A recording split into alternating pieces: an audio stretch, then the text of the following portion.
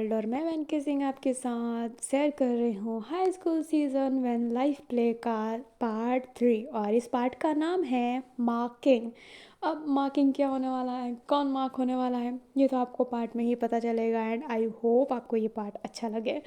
हाँ, मैं तो बहुत एक्साइटेड हूँ। तो चलिए इस एक्साइटेडनेस के साथ कहानी को स्टार्ट करते हैं बिना किसी बकवास के। बट यस, कहानी में गालियाँ हैं और आज के पार्ट में तो ज़्यादा ही है, तो बी केयरफुल।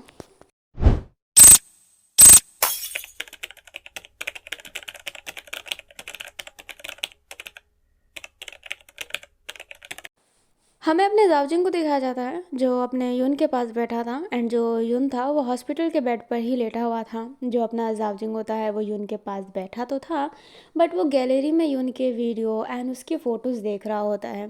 तभी उसकी एक फ़ोटो पे नज़र पड़ती है जो यून ही था और उसके हाथ में एक पोर्ट्रे था। ये वही फ़ोटो है जो अपने लीबू ने बनाया था जावजिंग का। अभी जो अपना जावजिंग होता है वो उन पल को याद करने लगता है जब उसने वो पोर्ट्रे उसे दिया था। यून ऐसे ही बैठा था एंड वो स्टडी कर रहा था। उसने इंटरनेट नहीं खोला होता है क्योंकि वो स्टडी पे बहुत ज़्यादा फोकस था। तभी जावजिंग उधर आते हुए कहता है, यून मैं तुम्हारे लिए कुछ लाया हूँ। यून कहता है, क्या लाए हैं भाई।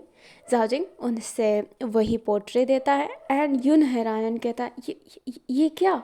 जावजिंग बोलता है, तुमने शायद इंटरनेट नहीं देखा, तुम्हें कुछ पसंद और तुम्हारा भाई ना लाए, ले लिया लीबू से एंड उसे अपने गले का लॉकेट भी दे दिया, फ्री में नहीं लिया।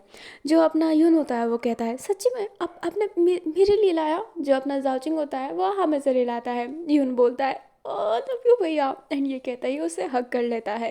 जो जावचिंग होता है वो कहता है, तुम्हें ये इतना पसंद है। जो अपना लीबू होता है वो कहता है, इस पोर्ट्रे के बाद से मैं लीबू का दीवाना हो गया। वो सच्ची में बहुत अच्छा इंसान है, मैं उसकी बहुत इज्जत करता हूँ। मैंने उसके सी ऐप की अकाउंट को भी फॉलो कर रखा है। वो लिटरली बहुत अच्छी पेंटिंग करता है, वो बहुत अच्छा है। जो अपना जाजिंग होता है वो देखने लगता है जो उसकी बहुत तारीफ़ कर रहा होता है एंड उसकी बहुत इज्जत कर रहा होता है। जाजिंग बोलता है, तुम्हें वो पसंद आया। जो अपना यून होता है वो कहता है, हाँ मुझे सारे लोग पसंद आते हैं, पर लीबू सच्ची में अच्छा बंदा है। मुझे वो अच्छा लगा, इतना अच्छा कि मैं कभी उससे मिलना चाहूँगा, उससे बात करना चाहूँगा, उसके साथ कॉफ़ी पे जाना चाहूँगा। वो एक नेक दिल इंसान है और नेक दिल इंसान मुझे कितने पसंद है जावजिंग भैया, आप जानते हैं ना, मुझे आप जैसे इंसान बहुत अच्छे लगते हैं, नेक दिल। जो जावजिंग होता है वो स्माइल करते हुए कहता है, तब तो मुझे लीबू की इज्जत करनी पड़ेगी एंड कभी ना कभी मैं तुम्हें लिब्बू के साथ डिनर ज़रूर करवाऊँगा, जैसे तुम्हारा ख्वाहिश है। जो अपना यून होता है वो कहता है, सच्ची में। जो अपना जाजिंग होता है वो कहता है, मैं तुम्हारे लिए कुछ भी कर सकता हूँ यून, और ये बहुत छोटी चीज़ है। अभी जो अपना यून होता है वो स्माइल करता है एंड कहता है, आई लव यू भैया, इसलिए मैं आपसे प्यार करता हूँ, इसके साथ मेरा फ़ोटो ले लीजिए ना। जो अपना जावजिंग होता है वो कहता है, लिटरली मैम। यून कहता है, हाँ मैं अपने आईडी में डालूंगा, एंड ये कहते ही वो फ़ोटो लेने के लिए तैयार था। अभी जो अपना जावजिंग होता है वो उसका फ़ोटो क्लिक करता है एंड अपने यून को दिखा रहा होता है। जो यून होता है वो बहुत स्माइल कर रहा था एंड जावजिंग यून को बस देखा जा रहा था। हमें करेंटली टाइम का सीन दिखाया जाता है जहाँ पर जो जावजिंग था वो बस टुकुर टुकुर उस फोटो को ही देख रहा होता है। तभी पीछे से रोंगसवान आता है जो कहता है, सर आपने जो मंगाया था वो आपके घर आ चुका है। जो जावजिंग होता है वो हाँ में सर हिलाता है, उठता है, यून के हाथों को होल्ड करते हुए कहता है, तुम्हारा भाई तुमसे जल्दी मिलने आएगा। एंड ये कहते ही उसके हाथों पे किस करता है एंड वहाँ से जाने लगता है और रोंगशॉन उसके पीछे था। जाओजिंग कहता है, रोंगशॉन मेरा एक काम करो। रोंगशॉन साइलेंट था बट वो हाँ में सिर हिलाता है। जाओजिंग बोलता है, वैन केसिंग पे हमला करवाओ, कुछ कॉलेज के बंदे भेज दो एंड हाँ, जो जो वैन केसिंग को बचाने के लिए आगे आएगा मुझे उन सब का नाम और सबका डिटेल चाहिए और उसको उसके स्कूल के सामने ही बिठवाना, क्योंकि वो स्कूल बॉय है तो जाहिर सी बात है स्कूल में ही उसके दोस्त होंगे। समझ गए। अब जो रोंगशॉन होता है वो हाँ में सिर हिलाता है एंड जाओजिंग फिर उंगली दिखाते हुए कहता है, और एक और चीज़। एंड रोंगशॉन में जाओजिंग की तरफ देखने लगता है एंड ये एक और चीज़ क्या है ये तो बाद में ही पता चलेगा। अभी हमें वैन को दिखाया जाता है जो अभी तक घर नहीं गया था, वो उन्हीं जंगलों में था। और जो रीम थी वो काफ़ी समय से देखी है घर पे कोई नहीं आया है एंड उसे वैन की फ़िक्र होने लगी थी। इसलिए वो भी अपने फेस को कवर करके वैन को ढूंढने के लिए चली गई थी। जो वैन होता है वो आ ही रहा था, और जो सारे थे वो एक अच्छे साइड गए थे, क्योंकि वैन तो रॉन्ग वे में था और रीम उस रॉन्ग वे में ही गई होती है, क्योंकि उसे पता था कि सबने उस तरफ तो देख लिया होगा, इस तरफ भी वो देख लेती है, इसलिए वो वहाँ पर गई थी। एंड लकीली उसे वैन मिला होता है, बट वैन अच्छी हालत में नहीं था। आपने जाना है कि वैन को मारा गया है। वैन के हाथ में खून एंड पूरा जो फेस था, रीम डर गई होती है। रीम वैन का हाथ पकड़ती है एंड कहती है, वैन तुम्हें क्या हुआ? जो वैन होता है वो रीम को पहचान जाता है चेहरा कवर करने के बाद भी, क्योंकि आवाज़ एंड वो टच वो पहचान सकता है। वो हाथ झटकते हुए कहता है, तुम कमरे से बाहर कैसे निकल आई? तुम्हें तो उस कमरे में रहना चाहिए ना रीम। जो रीम होती है वो कहती है, वैन अभी बहस करने का वक्त नहीं है, हॉस्पिटल चलो। एंड ये कहते ही वो उसका हाथ पकड़ती है, बट वैन केसिंग उसका हाथ झटकते हुए कहता है, छूना मत, मुझे छूना भी मत। जो अपनी रीम होती है वो बस देखती रह जाती है। जो वैन होता है वो कहता है, चाहती क्या हो? जब लोगों को जलाया जा रहा था, उसका आखिरी समय था, तब तो तुम नहीं आई, जबकि उस लड़की ने तुम्हें बचाते बचाते अपनी जान अपनी इज्जत सब गवा दी। पर पता है, एक मजे की बात, लोगों ने अपनी जान जरूर गंवाई पर अपनी इज्जत नहीं। वो अभी भी पाक ही थी। इज्जत तो तुमने गंवाई है रीम, तुमने गंवाई है। जो रीम होती है वो कहती है, वैन हॉस्पिटल चलो। जो वैन होता है वो कहता है, जवाब क्यों नहीं देती? क्यों नहीं देती जवाब? क्यों थी चुप? क्यों थी? क्यों एक जगह पे खड़ी हुई थी? बोलो, बोलो, लड़ाई क्यों नहीं की?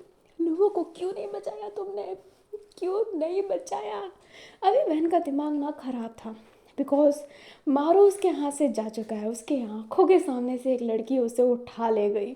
उसे बहुत गुस्सा आ रहा था एंड वो सारा गुस्सा रीम पे निकाल रहा था, क्योंकि वैन रीम की ही सारी गलती मानता है। जो वैन होता है वो कहता है, शाह, दूपुर शाह, भूल तो नहीं गई ना उस लड़की को? आई नहीं है घर, घर नहीं आई है। उसके अंकल के पुलिस स्टेशन में गए हैं, नाम लिखवाए हैं। वो लड़की मिल नहीं रही है क्योंकि वो बदला लेना चाहती है लोगों के कम दिनों से। और तुम कुछ नहीं कर सकती रीम। तुम मुंह बंद करके बैठे रहो। क्योंकि तुम सिर्फ बोल सकती हो, लड़ाई नहीं कर सकती, और जब तुम लड़ाई नहीं कर सकती तो बोलने का हक भी मत रखो। और मेरी फिक्र करने की ज़रूरत नहीं है, क्योंकि तुम मेरी कोई नहीं हो। मैं कह चुका हूँ कि मेरी बहन उस दिन ही मर चुकी थी। अब मेरी कोई भी बहन नहीं है, बिल्कुल नहीं है। अभी जो रीम होती है वो उधर ही खड़ी रह गई थी एंड वैन वहाँ से चला जाता है। रीम हाथ कस ली होती है एंड बोलती है, क्यों, क्यों आखिरकार मैंने उसकी बात क्यों सुनी? हमें फ्लैशबैक में दिखाया जाता है कि रीम आ नहीं रही थी, उसके कमरे पर नॉक होता है। रीम जवाब किसी को नहीं देती है, ऐसे ही वो जवाब नहीं दे रही होती है, पर कमरे के बाहर अपना जाओ जिसू खड़ा था। जो जाओ जिसू होता है वो कहता है, रीम दीदी, मैं जानता हूँ कि आप अभी तकलीफ़ में हैं, आपकी तकलीफ़ को मैं कम नहीं कर सकता हूँ, पर वैन मिल नहीं रहा है।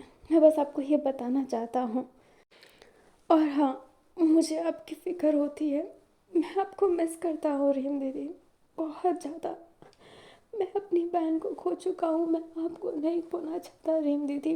बहन गुस्से में है, उसे वक्त दीजिए, सब सही हो जाएगा। उससे बात करने की कोशिश कीजिए, उसे बताइए कि आप अभी भी उसकी बहन हैं। वो गुस्से में है क्योंकि उसने लोगों को बहुत बुरी तरीके से खोया है, पर इससे ये बात नहीं झूठ हो जाएगी कि आप उसकी सगी बहन हैं। आप उसकी बहन हैं। वो आपसे उतना ही प्यार करता है जितना लुवो से करता है। वो आपसे नाराज़ है पर वो मान जाएगा। प्लीज़ कोशिश कीजिए, ऐसे कमरे में बंद मत रहिए, क्योंकि मुझे तकलीफ़ होता है आपको ऐसे देखकर। रीम दीदी, प्लीज़ बाहर निकलिए। अभी जाओ ने बहुत बोला होता है, बट रीम बाहर नहीं निकली होती है। जाओ भी फिर वहाँ से चला गया होता है, क्योंकि उसे वैन को भी ढूंढना था ना, तो वापस ढूंढने के लिए चला गया होता है। एंड जाओ का ये सब बात सुनने के बाद वो वैन को ढूंढने आई थी कि वैन से वो बात करे, सब सही करे, बट वैन उससे बिल्कुल बात नहीं करना चाहता।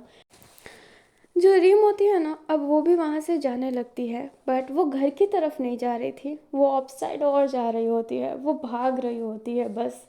मतलब पहले वो नॉर्मल वॉक कर रही थी, पहले एकदम नॉर्मल चल रही थी, फिर थोड़ी सी फास्ट, एंड फास्ट होते होते वो भागने लग गई। वो वहाँ से भाग रही होती है एंड वैन दूसरी तरफ जा रहा था। दोनों के राहें एकदम अपोजिट लग रहे थे। वैन के सिंह घर जाता है जहाँ पर गुहो उसका इंतज़ार कर रही थी, क्योंकि तमाई ने कहा था कि तुम घर पर उसका इंतज़ार करो, हम यहाँ पर ढूंढ रहे हैं। गुहो वैन की ये हालत देखकर घबरा गई थी। वो उसको पकड़ ली होती है। जो वैन होता है वो कहता है मैं एकदम ठीक हूँ। जो गुहो होती है वो कहती है नहीं, तुम एकदम ठीक नहीं हो, तुम्हें कितनी चोट लगी है वैन, थे कहाँ नाइट पर। जो वैन होता है वो कुछ जवाब नहीं देता है। जो अपनी गुहो होती है वो बहुत बोल रही होती है, पर वैन गुस्से में अपनी माँ से कहता है जवाब मेरे से ही क्यों चाहते हैं आप, रीम से जवाब क्यों नहीं लेते कि आखिरकार वो उस दिन चुप क्यों थी वो चुप, क्यों उसने लड़ाई नहीं की, और क्यों उसने लड़ाई की शुरुआत की, बोलिए, उससे जवाब लीजिए ना, हर जवाब मैं ही क्यों दूँ। एंड ये कहते ही वैन वहाँ से चला जाता है। एंड रीम कुछ नहीं कह पाती है, कुछ नहीं, वो एकदम साइलेंट हो गई थी।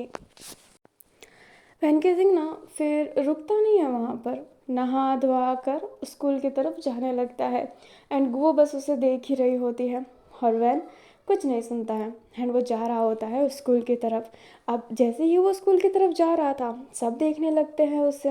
एंड जो अपना प्रिंस होता है वो उसका हाथ होल्ड कर लेता है एंड कहता है वैन कहाँ थे तुम, मिल नहीं रहे थे। जो वैन होता है वो कहता है मेरा हाथ छोड़ो, मुझे जाना है। जो अपना लिवो होता है वो कहता है वैन मुझे तुमसे बात करना है, मुझसे बात करो, तुम मुझे ऐसे नज़रअंदाज नहीं कर सकते हो। जो अपना वैन होता है वो कहता है लिवो रहने दो बस, मुझे बात नहीं करना है। जो अपना लिवो होता है वो कहता है पर क्यों वैन, मैंने क्या किया। जो वैन होता है वो कहता है तुम मुझे दिखे नहीं थे जब लुओ की अस्थियाँ ले जाए जा रही थी सोल ट्री के पास, तुम दिखे नहीं थे। लीबो कहता है मैं लेट आया था। अपना जो वैन होता है वो हाँ में सिर हिलाता है और कहता है हॉस्पिटल में भी तुम नहीं थे। लीबो कहता है नाइट हो गई थी, मम्मी ने जाने नहीं दिया। जो अपना वैन होता है वो कहता है मम्मी ने जाने नहीं दिया, अच्छा है, बहुत अच्छा है, बात मत करो मेरे से, अभी मुझे बात नहीं करना है। जो अपना प्रिंस होता है वो कहता है नहीं, अब मैं और तुम्हें ऐसे अकेले रहने नहीं दूंगा। जो अपना वैन होता है वो कहता है लीवो लीव माई हैंड। जो लीवो होता है वो कहता है तुम मुझे लीवो क्यों कह रहे हो, मुझे प्रिंस कहते थे तुम, ऐसे नज़रअंदाज मत करो, मैं सह नहीं पाऊँगा।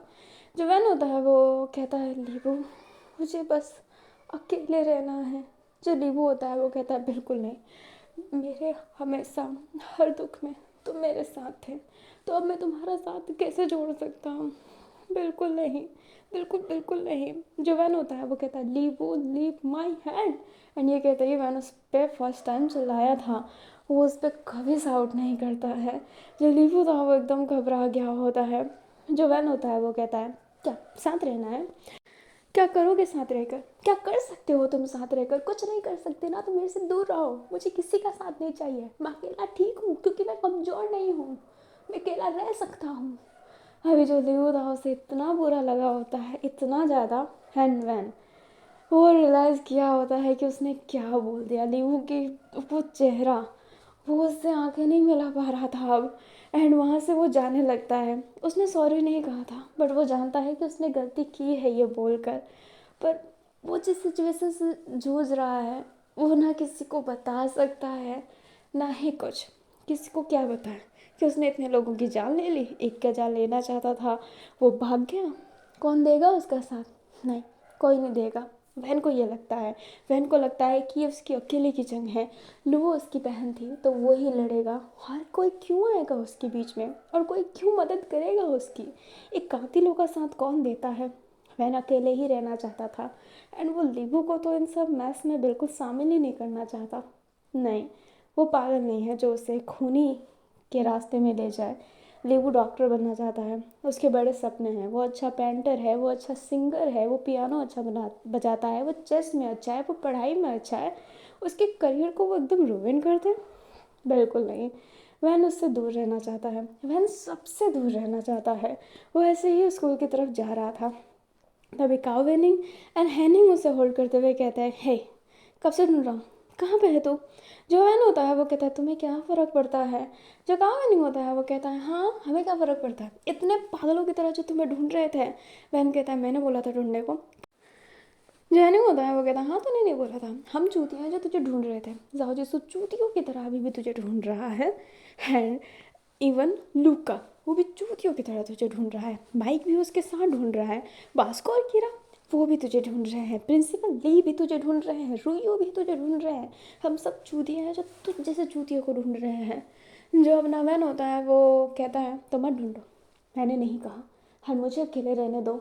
एंड ये कहते ही वो आगे की तरफ जाने लगता है। तभी वैन को कोई देख रहा होता है उस समय से, बट वो उस समय कुछ करता नहीं है। वैन केजिंग स्कूल में जाकर बैठ जाता है एंड क्लासेस ले रहा होता है। सारे टीचर्स वैन से ही पूछ रहे होते हैं कि कहाँ था बेटा, क्या हुआ, इतनी चोट कैसे लगी। वैन किसी को रिप्लाई नहीं दे रहा होता है। कीरा और बास्को भी वहाँ पर आकर पूछे होते हैं, बट वैन उनको भी कोई जवाब नहीं देता है। एकदम साइलेंट हो गया था वो। जाओ भी वहाँ पे था, सब पूछ रहे होते हैं बट वैन किसी को कुछ जवाब नहीं दे रहा होता है। फिर बाद में एक टीचर कहते हैं कि प्रिंसिपल ली ने तुम्हें बुलाया है। वैन केजिंग चला जाता है और बैठ जाता है। जो प्रिंसिपल ली होते हैं वो उसके सामने कॉफ़ी रखते हैं। वैन नाम ऐसे हिलाता है कि उसे ज़रूरत नहीं है। प्रिंसिपल ली कहते हैं देखो वैन, तुम्हारी लाइफ में जो चल रहा है ये मैं समझ भी नहीं सकता कि क्या चल रहा है, पर तुम अपनी माँ को ऐसे तकलीफ़ में नहीं डाल सकते। वैन कहता है मैं कुछ नहीं कर रहा प्रिंसिपल ली, और मुझे जाने दीजिए अगर आपको यही बात करनी है तो।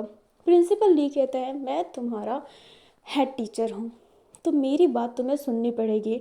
जो अपना वैन होता है वो कहता है क्या मैं स्कूल नहीं आ रहा, क्या मैं पढ़ाई नहीं कर रहा, क्या मेरा होमवर्क पूरे नहीं हो रहे, सब चीज़ तो कर रहा हूँ, तो आप किस बात के लिए मुझे सुना सकते हैं?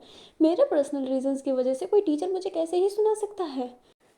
जो अपने प्रिंसिपल ली होते हैं वो कहते हैं कर ली बदतमीजी, अब बैठ जाओ, और बोलना है तो बोल लो। तुम्हारी माँ का मेरे पे एहसान है और मैं तुम्हारी माँ की इज्जत करता हूँ, इसलिए मैं ये सब सुन रहा हूँ। वहन कहता मत सुनिए, निकाल दीजिए मुझे स्कूल से, कर दीजिए सस्पेंड आपसे बदतमीजी करने के लिए, और बदतमीजी तो मैं अब करूँगा।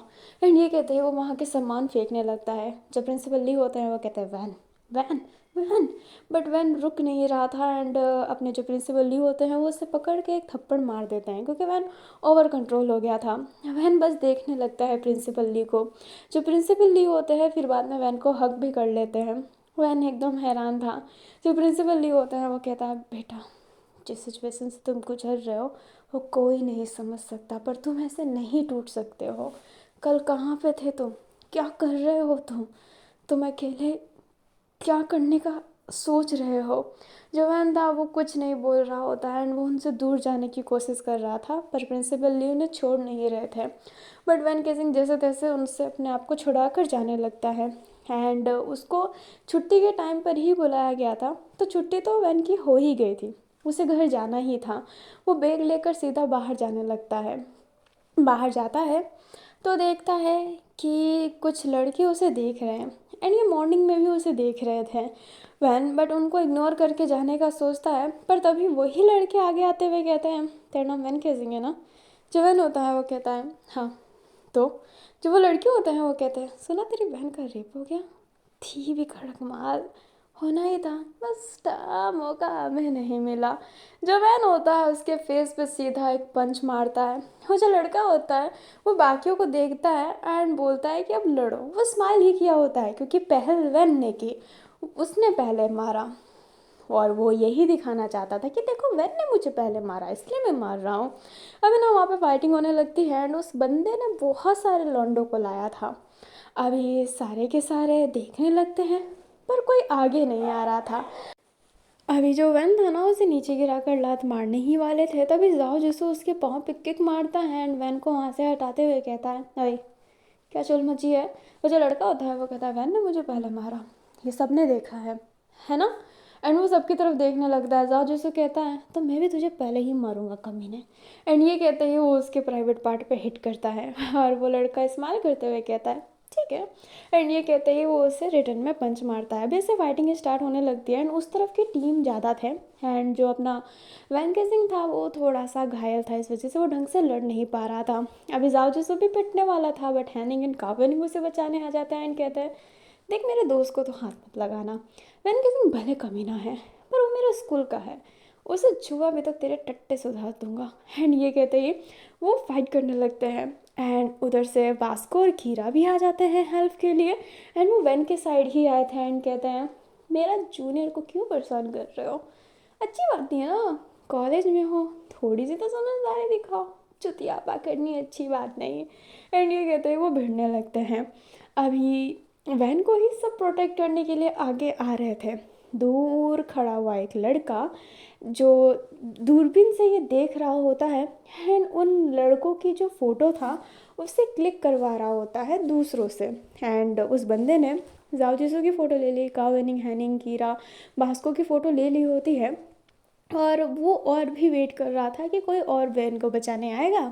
तभी वहाँ पर जो अपना लूका था वो वैन को प्रोटेक्ट कर लेता है, क्योंकि वैन को पीछे से पड़ने वाली थी तो लूका उसे रिटर्न में मार तो नहीं पाता है बट खुद मार खा लेता है एंड कहता है वैन तुम ठीक हो। वैन कहता है तुमसे मुझे बचाने के लिए आगे क्यों आ रहे हो। अभी जो जाओ जिसु होता है वो कहता है क्योंकि हम लीडर्स हैं। एंड ये कहते ही वो प्रोटेक्ट कर रहा होता है। वैन को समझ में नहीं आता लीडर से किस चीज़ के लीडर से भाई, अभी लूका फाइट में शामिल हुआ है, माइक भी हो ही जाता है, ये लोग भी फाइट में शामिल हो गए थे एंड अच्छा ही लड़ रहे होते हैं। एंड अब माइक और लूके की भी फ़ोटो ले ली गई थी और वो ऐसे ही साले लड़ रहे होते हैं। अभी जो वो बंदा होता है वो कहता है तुम तो अलग अलग गैंग में थे ना, वैन का गोस्ट वैली और तुम्हारा विंडोज ऑफ हेवन, तो क्यों इसके पछेड़े में पड़ रहे हो। जो वैन केसिंग होता है वो कुछ बोले उससे पहले जाओ जिसको कहता है हाँ हम अलग अलग टीम ज़रूर हैं पर हम एक स्कूल के हैं, हम भले दुश्मन हो पर हमारी दुश्मनी का फ़ायदा कोई और नहीं उठा सकता है। जो हानि होता है वो कहता है और तुम जैसे चूतिए तो बिल्कुल नहीं। जाओ जिसको जो होता है वो कहता है जब तक हम एक दूसरे से लड़ रहे हैं तभी हम अलग टीम हैं, अगर कोई तीसरा हम दोनों के बीच में आएगा तो हम अलग नहीं, हम कहलाएंगे हाई स्कूल गैंग। जो अपना वैन केजिंग होता है वो ये देखने लगता है एंड उसे बचपन की याद आती है।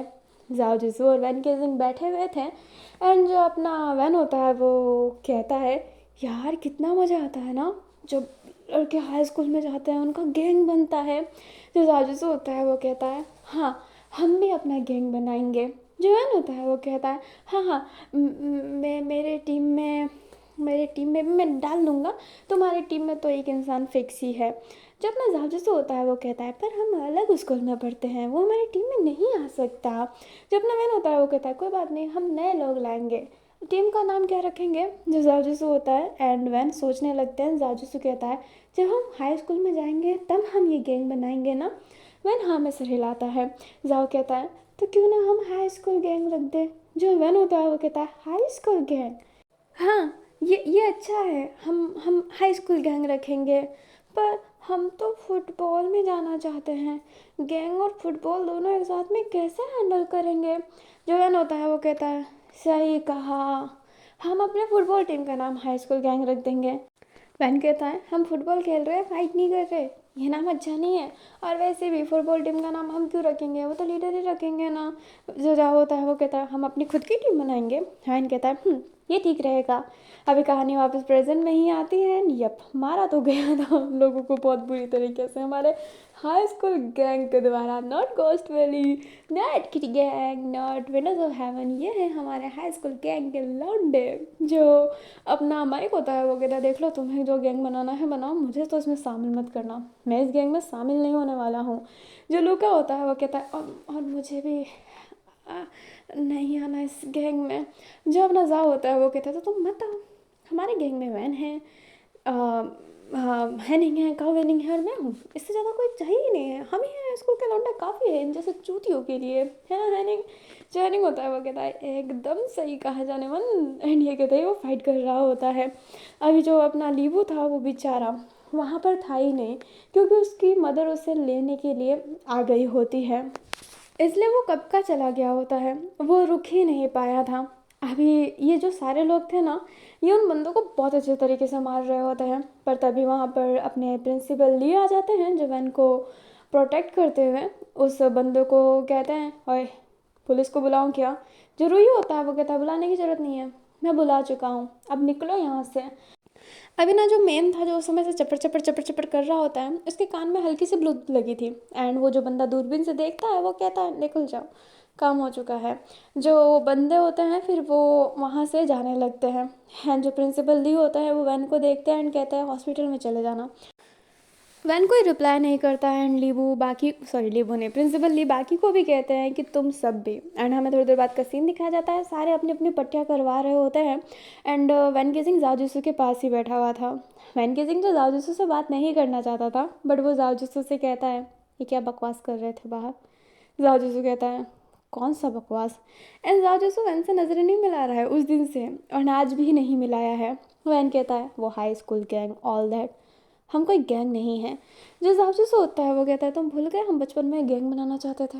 जावजी से कहता है बचपन में हम बहुत कुछ करना चाहते थे पर अब चीज़ें वैसी नहीं हैं। जावजी से बोलता है तुम साथ दोगे तो चीज़ें वैसी होगी। वैन जाओ को ही देखने लगता है। जाओ अब आँख मिलाने की कोशिश करता है एंड मिला भी लेता है। जो वैन होता है वो कहता है अब चीज़ें वैसी नहीं हो सकती है, हाई स्कूल गैंग कभी नहीं बनेगा। जो वैन होता है वो बस जाओ जीसू को देखता ही रहता है एंड फिर वहाँ से चला जाता है। एंड जाओ जीसू कुछ कह ही नहीं पाता है। जो हैनिंग होता है वो ये देखते हुए कहता है यार वैन के साथ बहुत बुरा हुआ है, हम जानते हैं, पर वो ऐसे बात नहीं कर सकता। जो अपना जाओ होता है वो कहता है रहने दो। जो हैनिंग होता है वो कहता है नहीं रहने दे सकते हैं, वो अजीम दीदी के साथ ऐसा कर रहा है और खुद भी ऐसा अजीब सा बन गया है, मुझे गुस्सा आता है उस पर। जो जाओ जैसे होता है वो कहता है हम उसकी तकलीफ़ समझ भी नहीं सकते। बिल्कुल नहीं हनिंग। जो हनिंग होता है वो कहता है सबके लाइफ में अलग टेंशन है, जाओ तेरे भी लाइफ में टेंशन आया था, मेरे भी लाइफ में है, स्काउट की भी लाइफ में भी होगा, लगता तो नहीं है बट हो सकता है। कावेनिंग कहता है मेरे लाइफ में भी बहुत टेंशन है। हैनिंग कहता है हाँ तो अपने पैसे कहाँ पे संभाले।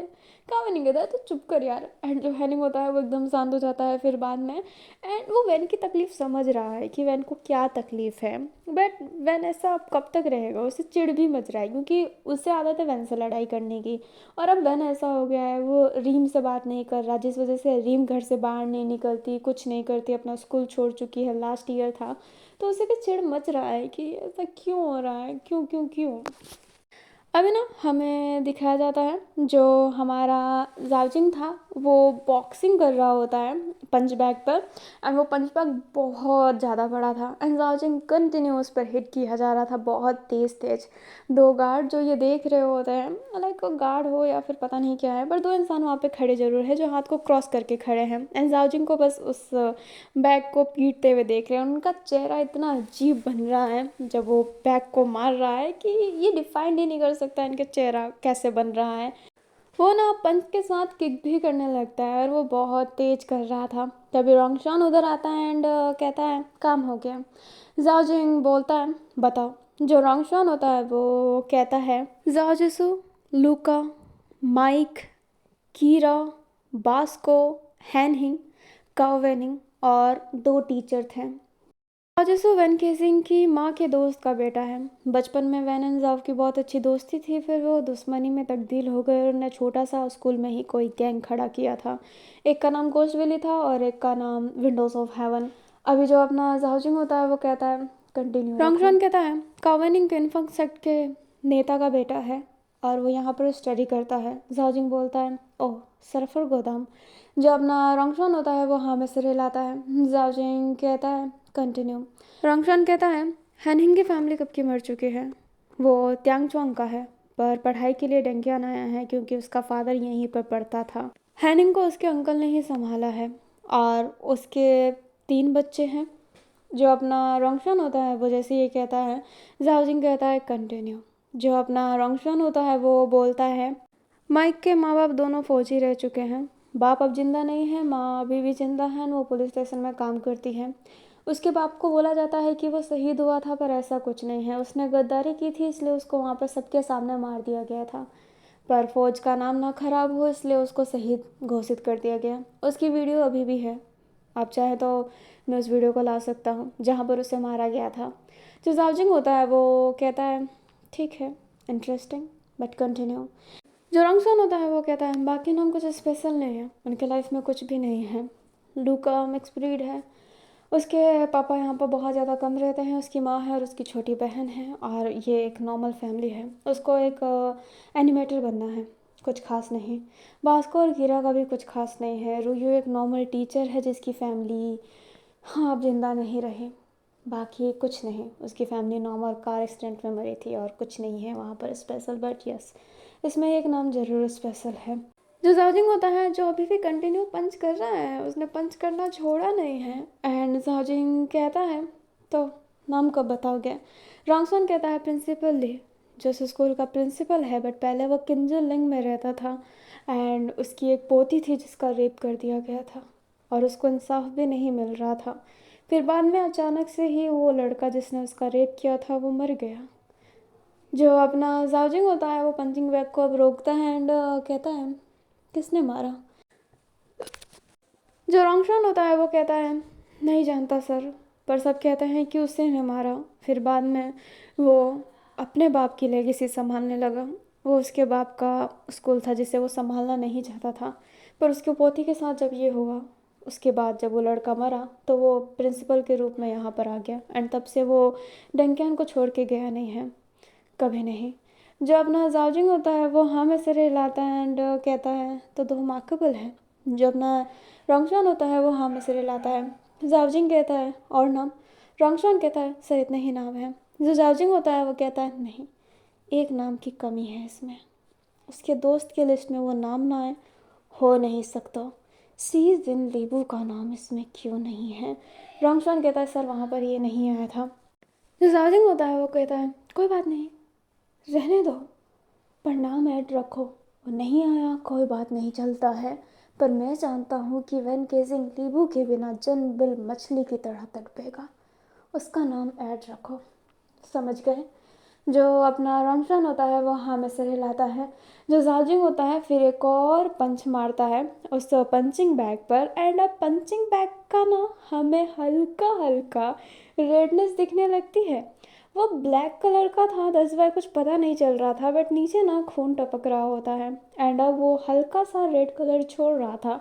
ब्लड अगर किसी ब्लैक चीज़ में भी ज़्यादा बढ़ जाए तो वो पता चल जाता है कि वहाँ पर ब्लैक में क्या ब्लड लगा हुआ है। एंड वो पूरा ब्लड से भर गया था।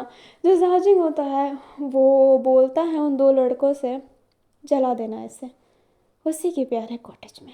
एंड ये कहते ही वो उधर से चला जाता है। एंड उस पंचिंग बैग से एक इंसान को निकाला जाता है जिसका फेस पूरा ख़राब हो गया था। वो जो दो लड़के होते हैं वो कहते हैं, क्या सर ने इससे मार डाला, अब हमें इसे जलाना है? और वो कहता है, चुपचाप काम करो। एंड ये कहते ही उसके लाश को उठाने लगते हैं।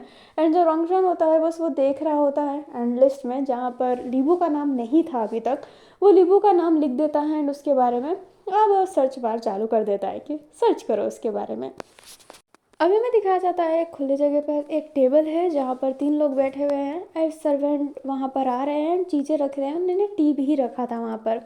वहाँ पर तीन लोग बैठे हुए थे जिसमें से एक चाय उठाता है और कहता है, ये जाओजिंग के बारे में कोई खबर नहीं आ रही, इन दिनों कहीं दिख नहीं रहा है, हमेशा तो मुँह उठाकर आ जाता था, एक अच्छा नेता। जो दूसरा पर्सन होता है वो कहता है गांड मरवाए ना वो अपनी, तुम अपना दिमाग मत खराब करो हुसैन। एंड ये है अपने चैनलिंग का बाप। एंड जिसने ये गाली दिया है वो है गाओचोन। तीसरे नंबर पे जो बैठा है वो एकदम शांति था। जो हुसैन होता है वो कहता है, तुम कुछ नहीं बोलोगे सैनसन? जो सैनसन होता है वो कहता है, मैं आप दोनों से ही छोटा हूँ, इस बीच में क्या ही बोलूँ। जो गाओचोन होता है वो कहता है, अरे प्यार है उसको जाओजिंग से, है ना, तेरा सग्गा खून लगता है ना वो। जो सैनसन होता है वो कहता है, मुझे उससे कोई लगाव नहीं है, बिल्कुल भी नहीं। जो गार्जियन होता है वो कहता है, देख के तो लगता है कि तुझे उस नाजायज से लगाव है। जो सेंसर होता है वो कहता है, नहीं गार्जियन भैया, मुझे उससे बिल्कुल लगाव नहीं है, वो मुझे पसंद नहीं है। मैं उसके साथ कभी दिखा हूँ क्या आपको? हुसैन जो होता है वो कहता है, क्या पता पीठ पीछे उसकी ले रहा हो तो। सैनसन कहता है, हुसैन भैया। जो हुसैन होता है वो हंसता है, कहता है, अरे छोटे मजाक कर रहा था।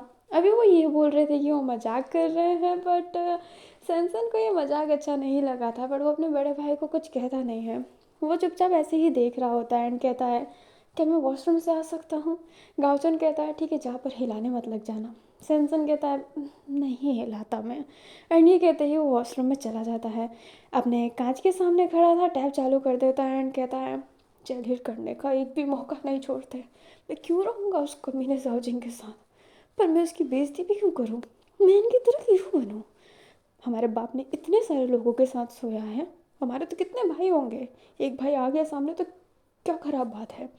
हम भी तो उनके खून नहीं है, हम तीनों भी तो अलग हैं, पर उनको चिढ़ इस बात का मचता है कि जाजिम का दूसरा भाई उनके बाप का नहीं है। तो क्या चाहता है, मुझे तो कुछ बोलना ही नहीं है। देखना, जिस दिन मैं 5 लाख सलाइन का राजा बनूंगा ना, इन सभी को इनके पद से हटाने की पूरी कोशिश करूंगा। एंड ये कहते ही वो मुंह धो रहा होता है अपना। मुंह धोने के बाद खुद को फ्रेशन अप करने के बाद वो बाहर जाता है। बाहर जैसे ही जाता है तो वो एक लड़की से टकरा जाता है। एंड वो लड़की कहने लगती है, माफ़ कीजिए चाचा जी, माफ़ कीजिए, माफ़ कीजिए, माफ़ कीजिए। जैसे इंसान होता है वो कहता है, शियालियांग तुमने जानबूझ के थोड़ा किया। एंड ये है हमारी शियालियांग। जो अपनी शियालियांग होती है वो कहती है, फिर भी मैं आपसे टकरा गई ना। जब अपना सेंसन होता है वो कहता है, अरे कोई बात नहीं, जाओ खेलो। जो अपनी सियालियांग होती है वो कहती है, अब मैं बड़ी हो चुकी हूँ। हाँ, सेंसन कहता है, हाँ बहुत ज़्यादा बड़ी, पूरी 16 साल की हो गई हो तो।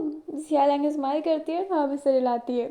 सनसन कहता है, तो ठीक है बड़ी लड़की, बड़ों वाला खेल खेलो। जो सियालियांग होती है वो हाँ में से रिलाती है एंड वहाँ से जाने लगती है। एंड वो थोड़े आगे की तरफ जाती है तभी फिर से कोई से टकरा जाती है। बट इस बार वो चैंगलिंग से टकराई थी। चैंगलिंग कहता है, क्या सियालियांग। जो सियालियांग होती है वो कहती है, माफ़ करना चैंगलिंग, मैंने देखा नहीं। जो चैंगलिंग होता है वो कहता है, वो तो सही है कि मैंने अपने भाई के लिए जो बनाया वो गिरा नहीं, ये तो मैं तुम्हें बता देता। जो सियालियांग होती है वो कहती है, तो मैं से रूड बात मत करो। जो जैंगलिंग होता है वो कहता है, भाई के लिए मेरे, कुछ भी हुआ ना छोड़ूंगा नहीं। जो अपनी सियालियांग होती है वो मुंह बना लेती है एंड कहती है, तुम्हें तो बस अपने भाई की फिक्र है, मेरे साथ तो तुम कभी खेलते ही नहीं हो। जो अपना चैंगलिंग होता है वो कहता है, तुम्हें खेलना है, तुम बड़ी नहीं हो गई हो। सियालियांग कहती है, तुम भी मेरे एज की ही हो। चैंगलिंग कहता है, तुमसे 1 साल छोटा हूँ ना मैं। एंड ये कहते ही वो जाने लगता है। जो अपनी सियालियांग होती है वो कहती है, चैंगलिंग तुम बहुत रूड हो, तुम्हें पता है। जो चैंगलिंग होता है वो कहता है, और तुम बहुत ज़्यादा चिपकू हो, तुम्हें पता है। एंड ये कहते ही चैंगलिंग वहाँ से चला जाता है। एंड सियालियांग कहती है, जब भी पापा अपने पापा के घर आते हैं मुझे इन लोगों के साथ रहना पड़ता है। एंड ये लोग कभी ढंग से बात नहीं करते।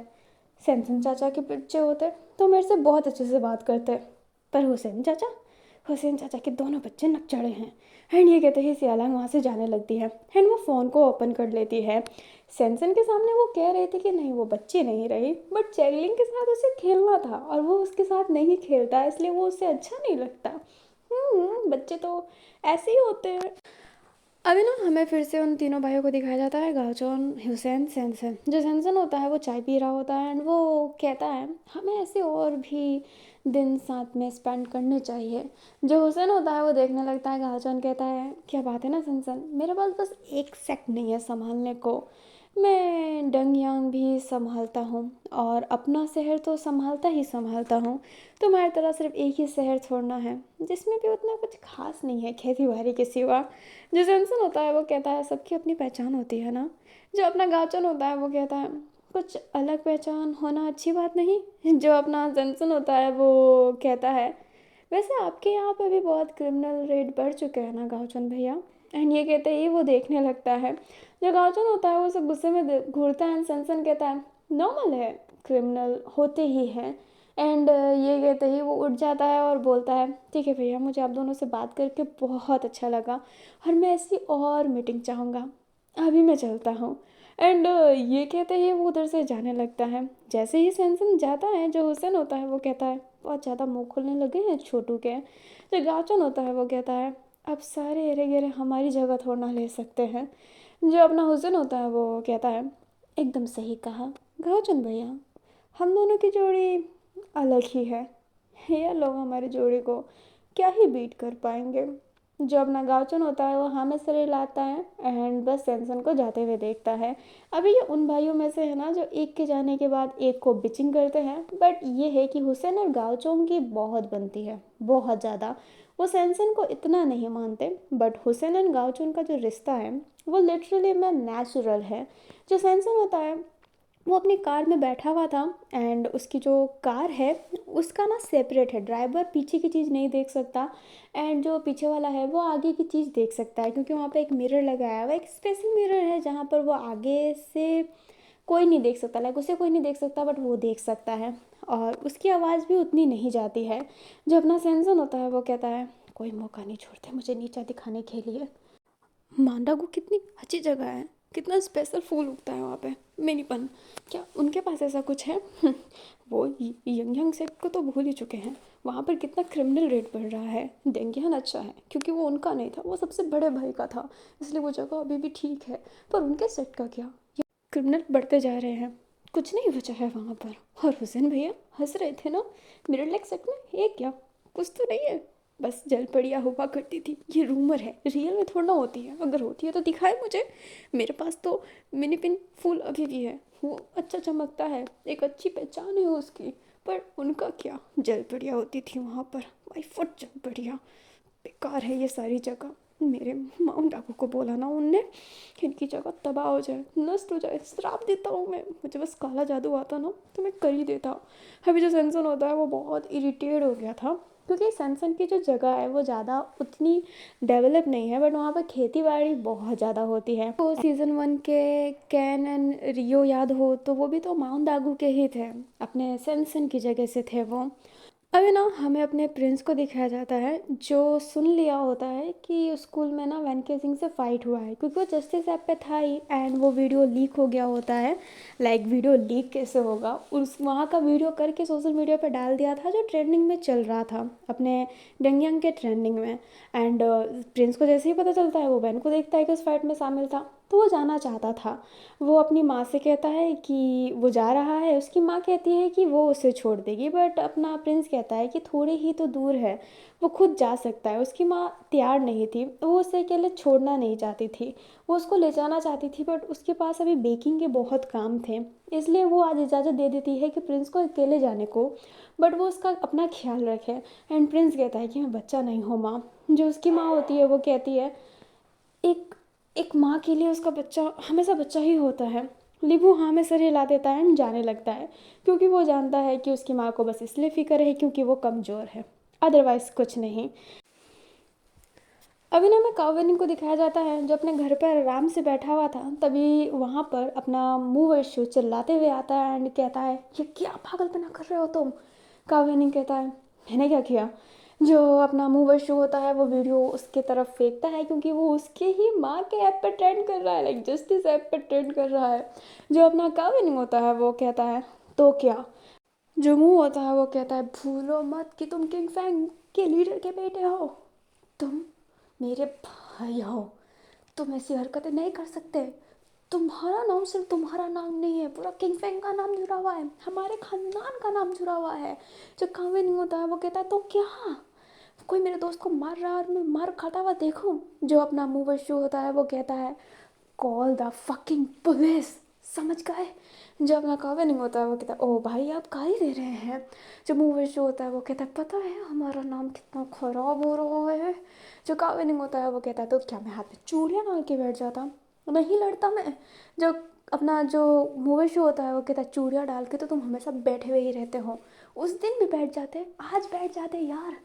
तुम्हें पता नहीं है कि तुमने क्यों किया है। अब हमारे तरफ से नेगेटिव पीआर चलाई जाएगी, पापा का पद वैसे भी खतरे में है। तुम जानते हो कि हमारी जगह कितनी स्पेशल है, उसे सब लेना चाहते हैं। अगर मेरे पापा वहाँ पे ना रहे ना कहो नहीं, वो जगह डिस्ट्रॉय हो जाएगी। सल्फ़र की माइनिंग करते करते वहाँ पर मार दिया जाएगा सबको। मेरे पापा ने सल्फ़र की माइनिंग रोक रखी है। कावे नहीं कहते, मेरे पापा मेरे पापा मेरे पापा, हाँ वो आपके ही पापा है, मैं कुछ नहीं करता इसलिए वो मेरे पापा नहीं है ना। वो इशू होता है वो कहता है, कुछ करो कुछ मत करो, तुम्हारी चॉइस है, पर अगर तुम कुछ कर नहीं सकते तो कुछ मत करो। चुप क्यों नहीं रहते, तुम्हें कुछ करने को थोड़ा ना बोला है, बट इन सब चीज़ों से दूर रहो। जो अपना कहवा नहीं होता है वो कहता है, अगर मेरे दोस्त को मार पड़ेगी मैं दूर नहीं रहूँगा। जो अपना मूवर शो होता है वो कहता है, मेरी फैमिली पर नाम उठेगी कावेनिंग तो मैं भी चुप नहीं रहूँगा। जो कावेनिंग होता है वो कहता है, आपने मुझे अलग ही कर दिया है ना, मेरी फैमिली, मेरे पापा, मेरा ये मेरा वो। हम्म। जो अपना मूवर शो होता है वो कहता है, कावेनिंग तुम मेरे हो तुम, पर अगर तुम ऐसी हरकतें करोगे तो मैं अपना नाम तुमसे नहीं जोड़ने वाला हूँ। मैं वहाँ का होने वाला नेता हूँ, और मेरी फैमिली का मेंबर ये करेगा, नहीं, बिल्कुल नहीं। आज के बाद चुप रहना, अगर कुछ हो जाए तो पुलिस को कॉल करना। जो अपना काव्य नहीं होता है वो कहता है नहीं करने वाला, तुम नेता हो ना, तुम जानते हो कि वो घटिया ही होते हैं। जो मूवेश जो होता है वो कहता है तो कुछ मत करो, पुलिस को कॉल नहीं कर सकते, मत करो, पर लड़ाई भी मत करो। जो काव्य नहीं होता है वो कहता है मैं करूँगा। मूवेश जो होता है वो बोलता है काव्य नहीं, ऐसा ना हो तुम्हें उस स्कूल से निकाल दिया जाए, पापा तुम्हें अपने साथ रखेंगे। और हाँ, मैंने तुम्हें हॉस्टल नहीं भेजने दिया है, रोका पड़ा हूँ, पर अभी भी तुम्हारी उम्र कम नहीं है, भेज देंगे तुम्हें हॉस्टल बाकी के पढ़ाई के लिए। काविनिंग जो होता है वो घूरने लगता है, कहता है आप मुझे धमकी दे रहे हैं। जो मोहिश जो होता है वो कहता है मैं धमकी नहीं देता काव, मैं करता हूँ, और वो मैं करूँगा भी, अगर तुम अपने हरकतों से बाज नहीं आए तो। एंड ये कहते हैं मूवेशु वहाँ से चला जाता है एंड कावेनिंग गुस्से में वहाँ से खड़ा था। मूवेशु सेकंड कमरे में जाता है एंड फ़ोन को पटकता है और अपने सर को पकड़ लिया होता है, वो एकदम टायर्ड हो गया था। तभी उसका फ़ोन रिंग करता है एंड फ़ोन में लिखा था दादाजी। जो अपना मूवेशु होता है वो फटाफट उस कॉल को उठाता है, अपनी आवाज़ को सही करता है एंड कहता है हाँ दादाजी। आप दादाजी वहाँ से क्या कहते हैं कुछ नहीं पता, बट मूवेशु कहता है हाँ मैं उसे समझा रहा हूँ, ऐसा नहीं होगा, सच्ची में नहीं होगा, फिक्र मत कीजिए। अभी ना हमें प्रिंस को दिखाया जाता है जो वैन के घर तो आया होता है, बट वैन के सिंह घर पे ही नहीं था। गोमिंग में अंग्याती है, वैन के सिंह घर ही नहीं आया है, लाइक वो स्कूल से फिर बाद में घर ही नहीं आया था। जो अपना लीबू होता है वो एकदम शांत ही था। जो गुवो होती है वो कहती है मैं बताऊंगी कि तुम मिलने आए थे। जो प्रिंस होता है वो हाँ में सिर हिलाता है एंड वो क्या करे, वो जाने लगता है। गुवो कहती है मैं तुम्हें छोड़ दूँ। लीबू कहता है नहीं आंटी मैं चला जाऊँगा। जो अपनी गुवो होती है वो कहती है मुझे छोड़ने दो। जो लीबू होता है वो अचानक से कह देता है क्योंकि मैं कमज़ोर हूँ। गुवो कहती है नहीं बिल्कुल नहीं लीबू। जो लीबू होता है वो कहता है आपकी आंखों में यही लग रहा है। जो गुवो होती है वो कहती है तुम अकेले जा सकते हो, एंड ये कहते हैं वो स्माइल करती है क्योंकि वो नहीं बताना चाहते थे कि वो उसे कमज़ोर समझती है। लीबू शुक्रिया कह के वहाँ से जाने लगता है। अभी जो तमाई थी वो अपने लीबू को देखने लगती है, फिर बाद में अंदर आते हुए कहती है लीबू आया था। जो अपनी गुवो होती है वो कहती है वैन से मिलने आया था, बट वैन तो घर पर ही नहीं है। जो तमाई होती है वो हाँ में सिरे लाती है। तभी रीम कमरे से बाहर निकलती है एंड किचन में जाती है। जो अपनी तमाई होती है वो रीम को देखती है एंड कहती है रीम बेटा कैसी हो तुम। जो रीम होती है वो हाँ में सिर हिला देती है एंड गुवो हैरान थी कि रीम ने रिप्लाई दिया तमाई को। जो तमाई होती है वो कहती है रीम रिकवर हो रही है।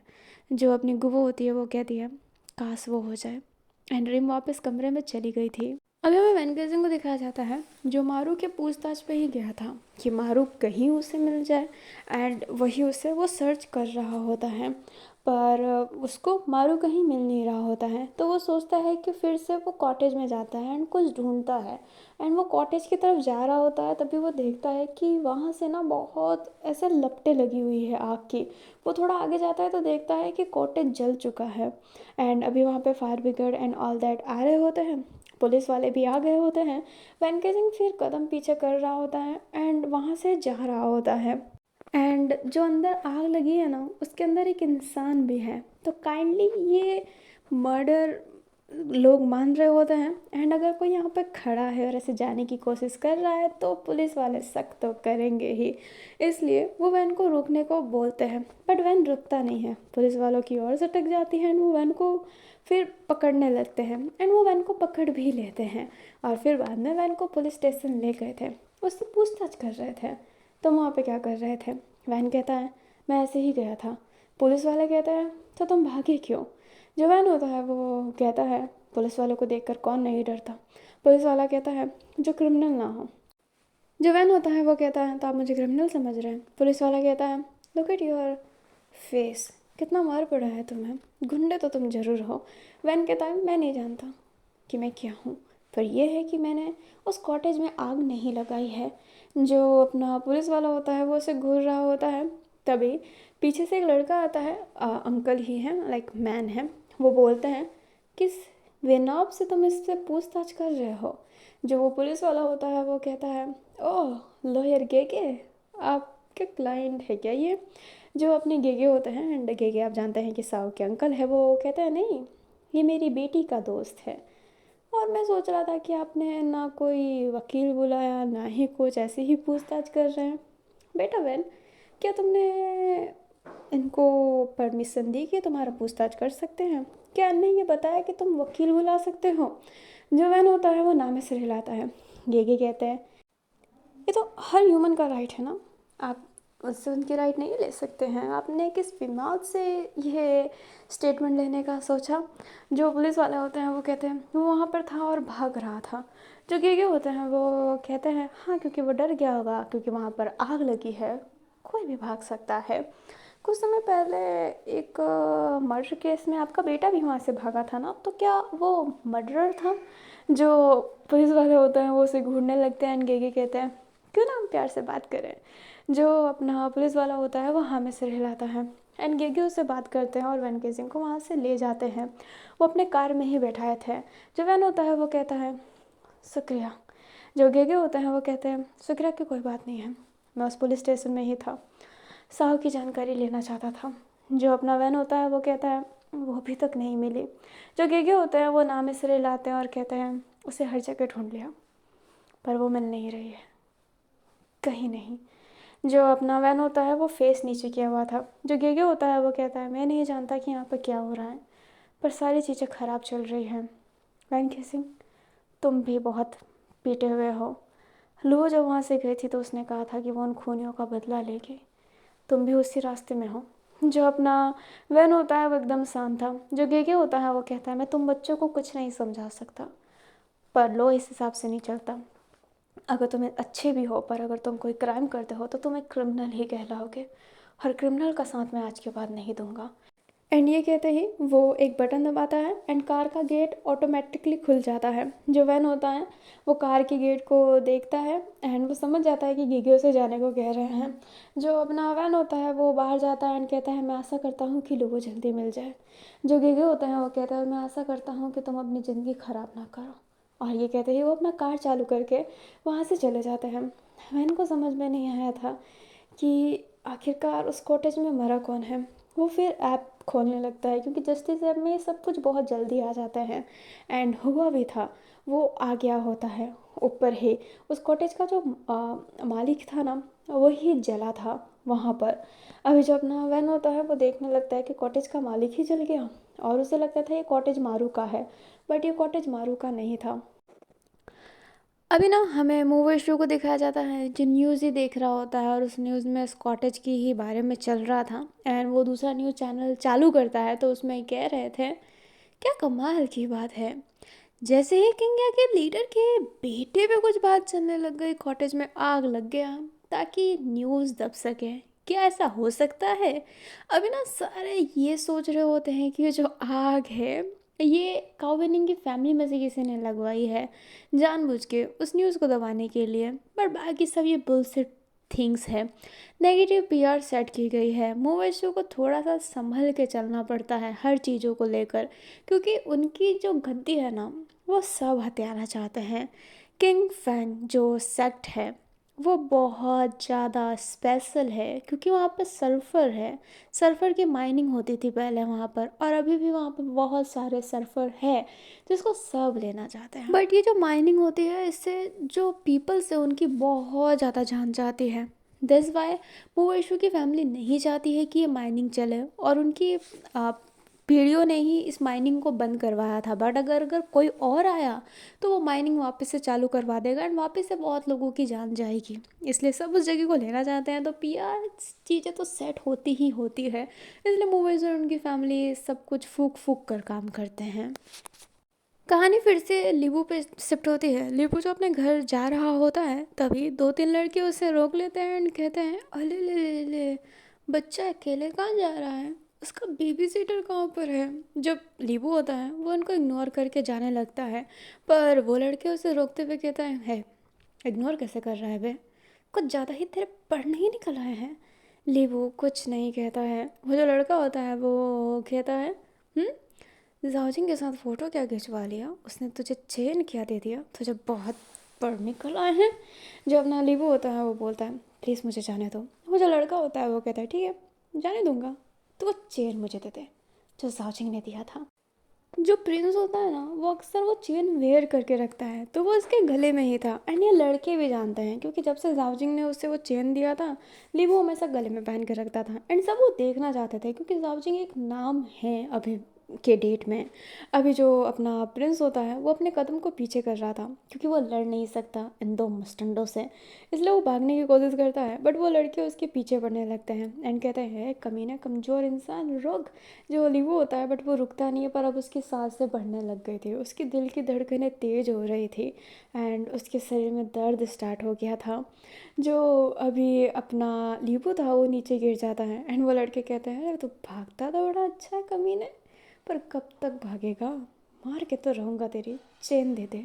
जो अपना लीपू होता है वो अपने गले को पकड़ लेता है एंड कहता है "छे, मैं नहीं दूंगा। जो वो लड़का होता है दूसरा वाला वो कहता है अरे यार दे दे ना, वैसे भी तेरा मालिक बहन तुझे बचाने नहीं आएगा, वो तो अपनी ही दुनिया में खोया हुआ है। जो लीपू होता है वो कहता है मैं चैन नहीं दूंगा, बट वो लड़का उससे वो चेन खींचने लगता है बट लीबो अपना पूरा स्टेमिना दिखा रहा था क्योंकि वो चेन नहीं देना चाहता है, वो चेन नहीं देना चाहता, उसके लिए वो एक बहुत प्यारी चीज़ है, स्पेसियस चीज़ है जो वो नहीं दे सकता, बट वो छीन रहे होते हैं एंड लीबो बहुत ज़्यादा स्ट्रगल कर रहा था बट उसका ना गले से यहाँ से कट लग जाता है एंड वो चेन खींच लिए होते हैं, उसकी कड़ी टूट गई होती है एंड उनके हाथ में वो चेन आ गया होता है। अभी जो पहला पर्सन था वो दूसरे पर्सन से कहता है उसकी कड़ी ढूंढ। जो वो पर्सन होता है अब नीचे कड़ी ढूंढने लगता है बट वो मिलती नहीं है। जो वो पर्सन होता है वो कहता है कोई बात नहीं, ऐसे ही ठीक है। लीवो उसके पाँव को पकड़ लेता है एंड कहता है वो चेन मुझे दे दो, एंड वो विनती नहीं कर रहा है, वो उसे रोकने के लिए पकड़ा हुआ है बट वो उसे किक मारते हुए कहता है अबे मरवा कहीं अपनी, अपने मालिक को लेकर आना, मालिक वैन को, ताकि वो तेरे लिए लड़ सके क्योंकि फट्टू तू तो कभी हमसे नहीं जीत सकता, कभी नहीं, तेरे साथ पुश्ते भी हमसे नहीं जीत सकती। एंड ये कहते ही वो वहाँ से चला जाता है। जो लिबू होता है वो गहरी गहरी सांसें लेने लगता है, उसे समझ में नहीं आता वो क्या करे। तभी उसे वो चेन का टुकड़ा दिखाई देता है, वो जो कड़ी टूट गया था वो नीचे पड़ा हुआ था एंड वो उसे पकड़ लेता है एंड वो बस उठने की फिर कोशिश कर रहा था बट उसके शरीर में इतना भी स्टेमिना नहीं था कि वो खुद को उठा सके। हमें रिम को दिखाया जाता है जो अपने फ़ोन को ढूंढ रही होती है क्योंकि उसने फ़ोन यूज़ ही नहीं किया है। वो फ़ोन को जब ढूंढती है तो वो फ़ोन स्विच ऑफ था, बैटरी मर गई थी उसकी। वो फ़ोन को चार्ज में लगाती है एंड फ़ोन ओपन करती है। अभी बहुत सारे नोटिफिकेशन उसके पास आए थे एंड आप जानते हैं कि वो सी ऐप पे थी तो वो सी ऐप को ओपन करती है एंड उसको बहुत सारी चीज़ें मेंशन की गई थी एंड रीम को इतनी चीज़ें कभी मेंशन नहीं की गई है, वो अच्छी खासी फॉलोवर्स रखी है बट इतने मेंशन उसके पास नहीं आए हैं एंड वो जो देखती है उसमें सिर्फ उसके उस केस के बारे में था कि उसके फ्रेंड के साथ ये हो गया एंड ऑल दैट, वो सब चल रहा था एंड काफ़ी लोग इसकी बुराई कर रहे होते हैं, काफ़ी लोग इसे बेचारी समझ रहे होते हैं बट उसे ये देखकर गुस्सा आ रहा था। अभी जो सीएफ था उस पर मैसेज भी आए हुए थे एंड ड्रीम देखती है तो उसकी ही कॉलेज की लौंडिया उसे टॉन्ट मार रही होती है कि तुम बस बड़ी बड़ी बातें करती हो एंड ऑल दैट, जो भी उससे हेट करते हैं वो सारे वहाँ पर बहुत अच्छे अच्छे प्यारे प्यारे अपने दिल की भड़ास निकाल रहे होते हैं एंड जिम उन सबको इग्नोर कर रही होती है। नीचे बास्को और कीरा का भी मैसेज था जो बोल रहे होते हैं प्लीज़ स्कूल वापस आ जाओ, प्लीज़ बात करो एंड उनका मैसेज बहुत नॉर्मल था, एक पॉजिटिव साइड का। एंड वो उस साइड में जाती है जहाँ पर रिक्वेस्ट नहीं आए होते हैं, वो वाले साइड में जाती है एंड वो देखती है तो वहाँ पर एक न्यू पर्सन था और वहाँ पे लिखा हुआ था हेज़ल। ये हेज़ल की आईडी थी। हेज़ल को भी जब ये पता चला था तो उसने बहुत मैसेज किया था, उसने वो न्यूज़ जैसे ही आया तब से उसका मैसेज ही चल रहा है। अपनी रीम उसके मैसेज को टैप करती है, वो देखना चाहती थी कि क्या हेज़ल उसे क्या बोलती है क्योंकि वो एक अच्छी उसको समझती थी, लास्ट में उसने अपने दिल की बात बताई थी एंड हेज़ल प्योर हार्ट से उसके बारे में जनरली पूछ रही होती है तुम कैसी हो, एंड ये सिर्फ उसका मैसेज था बट नीचे वॉइस नोट भी आया था एंड रीम वो ऐसे ना थोड़ा सा घबराई हुई थी बट वो उसका वॉइस नोट चालू करती है तो हेज़ल बोलती है रीम क्या बोलो समझ में नहीं आ रहा, I know you are very hurt and वो सिचुएशन कोई फेस नहीं कर सकता है। मेरी फ्रेंड के साथ भी कोई ज़बरदस्ती कर रहा था एंड आई कांट स्पोकन क्योंकि मैं उस समय छोटी थी बट मैंने फिर बोलना सीखा। तुम डर गई होगी, ये आसान नहीं होता है, हम कितनी भी बड़ी बड़ी बातें करें पर एक पल हर किसी को डर लगता है क्योंकि हम ह्यूमन हैं। और तुम गलत नहीं हो, तुम गलत नहीं हो, मैं तुम्हें कैसे समझाऊँ। हेज़ल बहुत अटक अटक के वॉइस नोट कर रही थी एंड वो बस उसे कंसोल करना चाहती थी बट ये जो वो बात कह रही है कि वो मतलब हर कोई इंसान कमज़ोर पड़ जाता है। वो एक अकेली बंदी थी जो अपनी फ्रेंड जो प्रोस्टिट्यूट थी उसके लिए स्टैंड लेती थी। कोई कुछ भी बोले, ही don't fucking care about that. वो बहुत ज़्यादा स्पोकन थी, वो उसके लिए लड़ सकती थी। वो आधे मन से हेज़ल बोल रही थी, ये रीम भी जानती है। जो हेज़ल होती है वो कहती है, अगर तुम मेरा मैसेज देखो तो प्लीज़ मुझे रिप्लाई करना। मैं तुमसे मिलना चाहती थी बट मैं अपने शहर आ चुकी हूँ और वापस आना बहुत मुश्किल है। मैं तुमसे ज़रूर मिलना चाहूँगी, तुमसे बात करना चाहूँगी।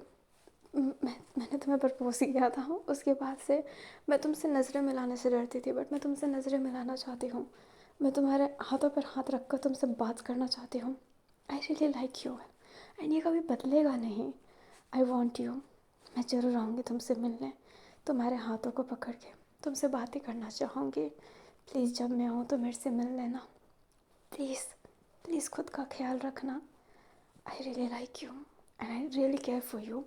अभी जो अपनी रीम थी वो टाइपिंग करने वाली थी और वो उसने हाफ टाइपिंग की थी जिसमें वो लिखी थी कि ये जो तुम बोल रही हो बस मुझे तसल्ली के लिए बोल रही हो ना। तुम्हारी फ्रेंड एक प्रोस्टिट्यूट थी फिर भी तुम उसके लिए स्टैंड लेती थी। तुम तुम मुझे सुनाना चाहती हो, तुम मुझे कमज़ोर बोलना चाहती हो तो बोल दो ना, ये नाटक क्यों कर रही हो अच्छे बनने का। एंड वो बस लिख के सेंड कर दी थी बट वो फटाफट उसे डिलीट कर देती है फटाफट। एंड यहाँ पे जो मैसेज डिलीट हो जाता है तो वो सामने वाले को पता नहीं चलेगा कि उसने क्या मैसेज डिलीट किया है। एंड फिर बाद में जो रिम थी वो फ़ोन को साइड ही कर देती है और फ़ोन को ओपन ही नहीं रखना चाहती थी। उसका दिमाग ख़राब हो रहा था इन सोशल मीडिया की वजह से। एंड हेज़ल जहाँ उसके मैसेज का हमेशा वेट करती थी, उसको पता चल गया था कि रीम ने मैसेज सीन किया है क्योंकि वो रिक्वेस्ट में आया था। उसने रिक्वेस्ट एक्सेप्ट करके टाइपिंग की है, देन वो तो पता चलेगा ना कि उस बंदी ने सीन किया है। हेज़ल फिर फटाफट, हे रीम प्लीज़ रिप्लाई। क्या तुम्हें मेरी बातों को बुरा लगा? रीम आई एम रियली सॉरी, अगर मेरी बातों को बुरा लगा हो तो प्लीज़ मेरे से बात करो, प्लीज़ मेरे से बात करो। और वो कंटिन्यू इतना मैसेज आ रहा था, उसके पास नोटिफिकेशन तरा आ रही थी कि रीम उसे ब्लॉक ही कर देती है। वो हेज़ल से बात नहीं करना चाहती थी क्योंकि हेज़ल और उसका रिश्ता अलग था, एक कॉम्पिटिटर। बट हेज़ल उसकी रिस्पेक्ट करती थी। एंड रीम को जब ये पता चला था तो वो खुद पे भी प्राउड कर रही थी कि वो जिसे स्ट्रॉन्ग मानती है वो उसकी रिस्पेक्ट करती है। ये बहुत बड़ी डील थी और उसी इंसान के सामने अपना कमज़ोर साइड तुम नहीं दिखा सकते हो। रीम को ना फिर से नोटिफिकेशन बजता है। ड्रीम सोचती है कि हेज़ल ही किसी और अकाउंट से उससे मैसेज कर रही है बट वहाँ पर कोई और था। एंड वहाँ पर बस इतना लिखा हुआ था, I am waiting for you MS। इसका मतलब क्या है MS का, ये तो नहीं पता हमें। चलिए हम कहानी जाओजिंग पे शिफ्ट करते हैं। एंड जो जाओजिंग था ना वो एक जगह पे बैठा हुआ था एंड वहाँ पे कुछ एक्शन फिगर जैसी थी जो बहुत छोटी थी, जिसका कोई इतना फेस नहीं था। वो किसी गेम की गोटियाँ जैसी लग रही थी एंड वो सारी एक जगह पे खड़ी थी जिसमें से एक गोटी प्रेजेंट के अंदर थी। अभी जो अपना रोंगशान होता है वो आता है एंड कहता है सर जो बोला वो हो गया है। जो रोंगशान होता है वो जैसे ये कहता है, जो अपना जाओजिंग होता है वो धीरे धीरे करके सारी जो गोटियाँ थी उसे अंदर डालने लगता है एंड उस बॉक्स को फिर एक जगह पे रख देता है। जो अपना रोंगसन होता है वो कहता है और कुछ। जाओजिंग कहता है कुछ और नहीं, मैं यून के पास जा रहा हूँ। रोंगसन हाँ में सिर हिलाता है एंड जाओजिंग वहाँ से जाने लगता है। अभी हमें अलग अलग जगह पे दिखाया जाता है काउ वेनिंग जो अपने भाई से परेशान होकर बाहर आया था। हैनिंग जो घर पे बैठा हुआ था एंड उसने फ़ोन ओपन नहीं किया था, उसका फ़ोन बहुत रिंग हो रहा था बट वो फ़ोन उठा नहीं रहा होता है क्योंकि उसका मन नहीं था वो फ़ोन उठाने का एंड उसके अंकल के साइड से कॉल आ रहा था उसको। और हमें अपने लूका को दिखाया जाता है जो बैठता है और उसके लैपटॉप पर एक नोटिफिकेशन आता है। किसी ने एक वीडियो सेंड किया था और लिखा था कि please check my animation, I am big fan of you. And लूका समझ में नहीं पाता कि बिग फैन है, उसका बिग फैन कोई कैसा हो गया। उसकी आईडी तो है बट वो उतना क्रिएटिव खुद को समझता नहीं है, उसके फॉलोअर्स उतने नहीं हैं बट वो खुश हो गया था कि ओह कोई हुआ उसका फ़ैन एंड वो उस वीडियो पे क्लिक किया होता है। उधर हमें रूयू को दिखाया जाता है जो एक रेस्टोरेंट में बैठकर खाना खा रहे होते हैं क्योंकि उनने घर में खाना नहीं बनाया था। वहीं पर प्रिंसिपल ली एक जगह पे बैठे हुए थे एंड लैपटॉप चालू किए थे और उनके पास भी एक नोटिफिकेशन आया होता है। बास्को और कीरा जो दोनों की दोनों एक प्लेग्राउंड में थे जहाँ पर बहुत लाइटें लगी हुई थी एंड वहाँ पर वो फुटबॉल खेल रहे होते हैं।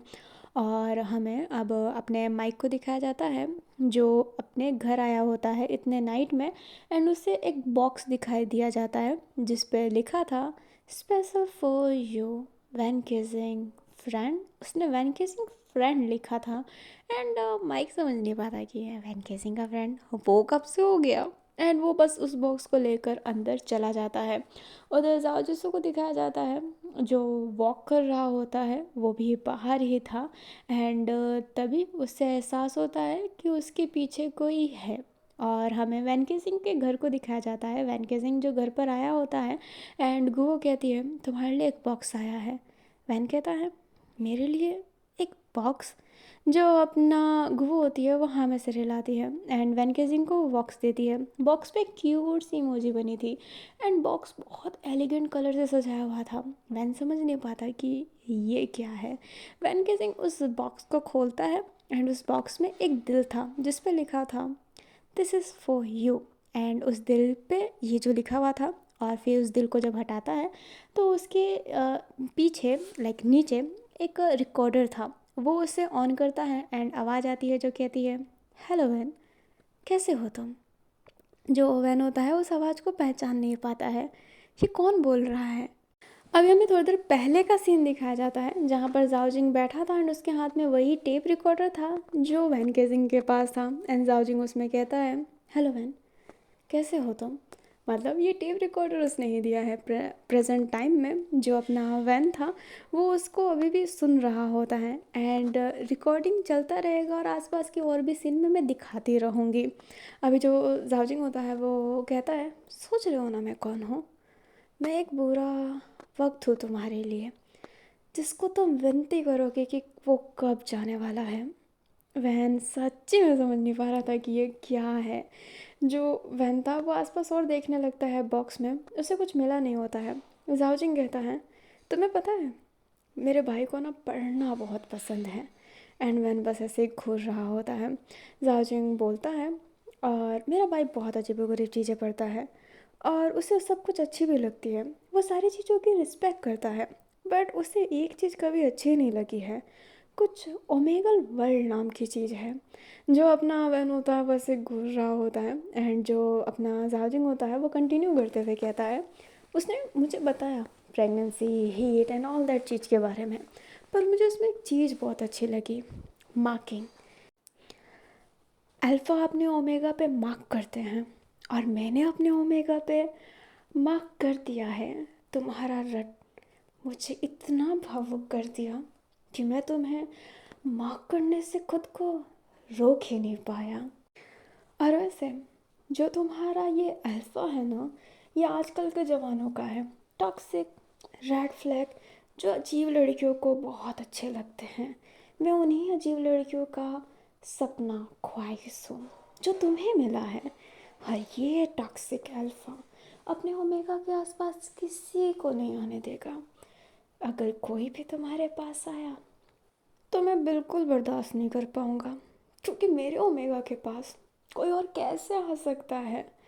तुम्हारे पास कोई आया तो मैं उससे भी मार्क करूँगा जैसे तुम्हें किया है।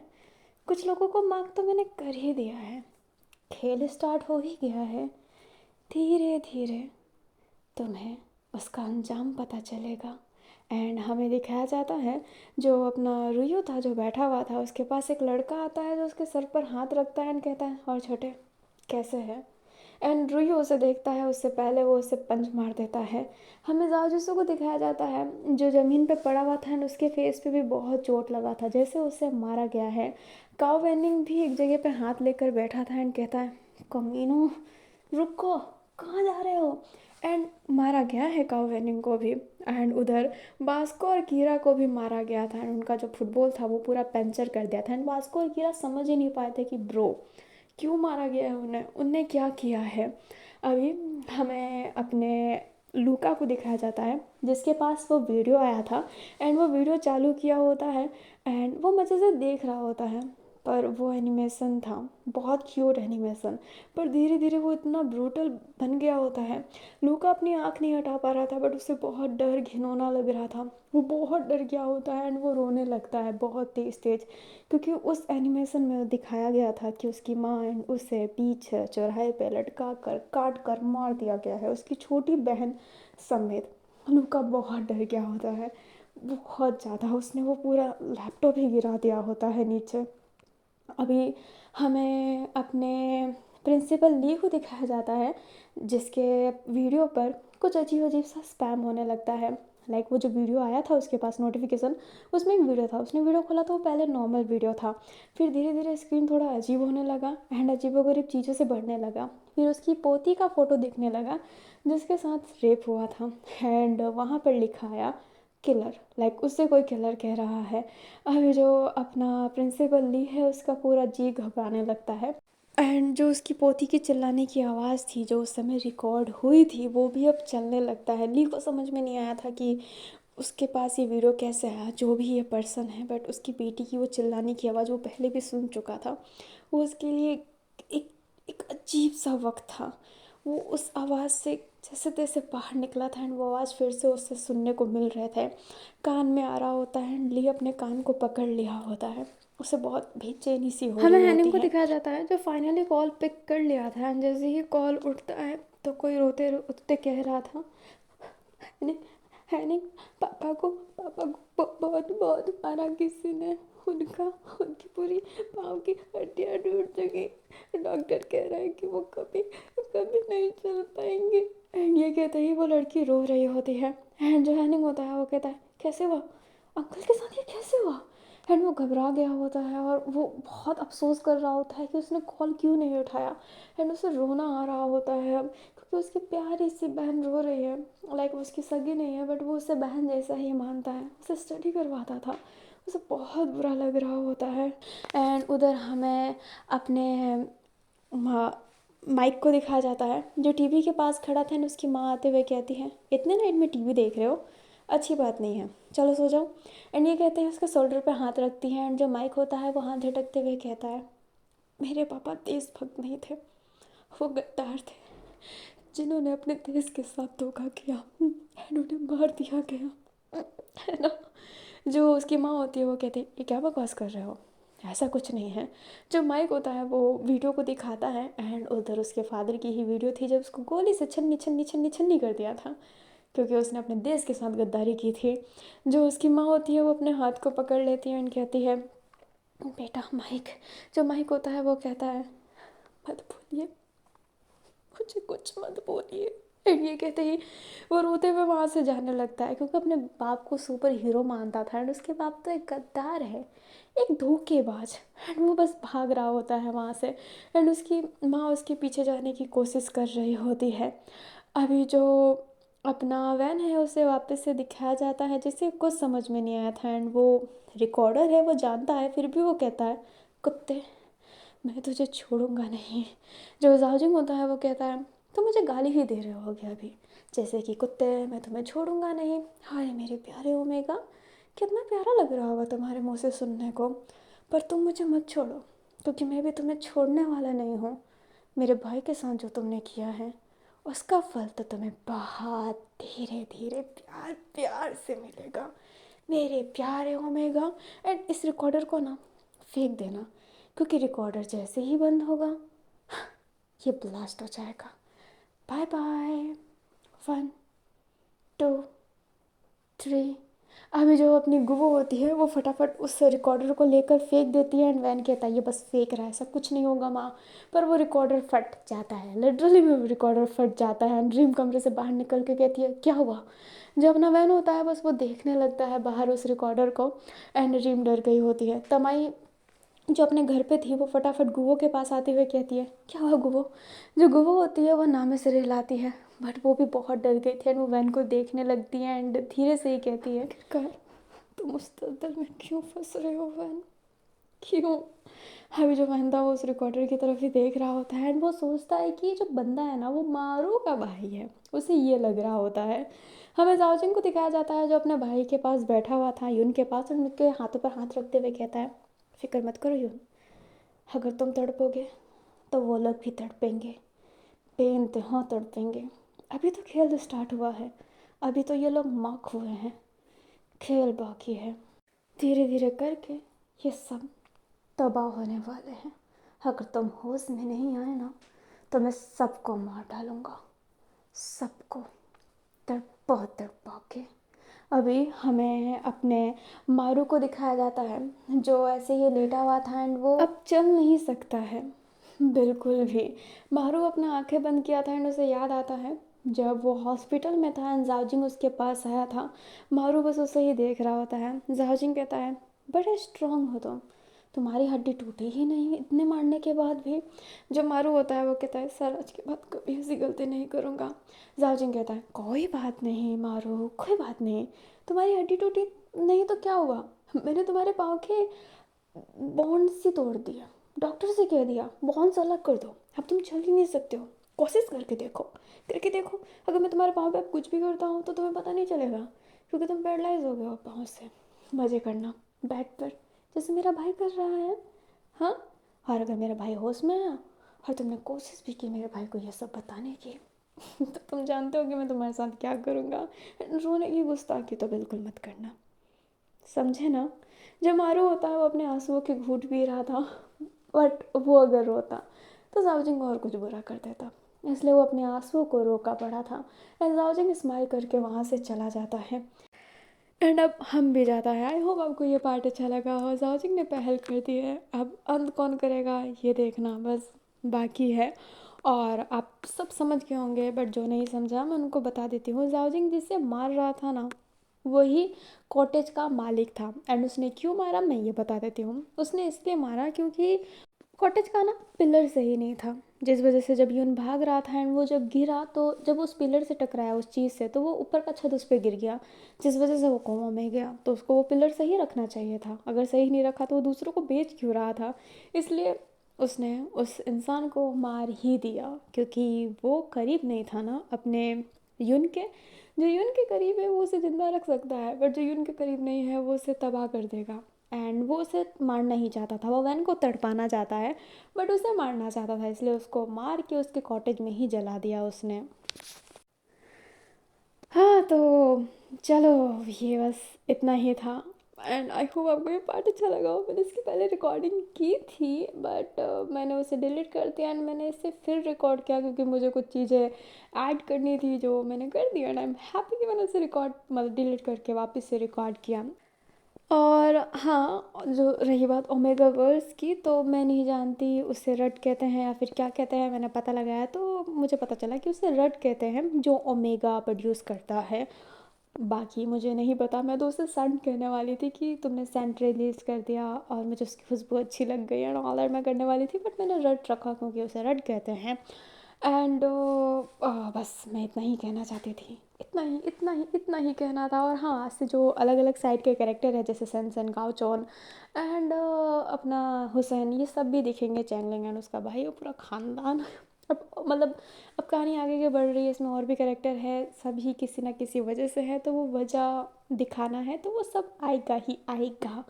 एंड मैं फाइनली अलविदा करती हूँ। बट मैं जब भी हाई स्कूल की रिकॉर्डिंग करती हूँ ना यार, मैं खुद पर इतना प्राउड फील करती हूँ कि पता नहीं मैं क्या कर रही हूँ, मैं खुद से खुद उछलने लगती हूँ। तो चलिए मैं ज़्यादा नहीं उछलती हूँ एंड आप सभी से अलविदा लेती हूँ। Bye bye.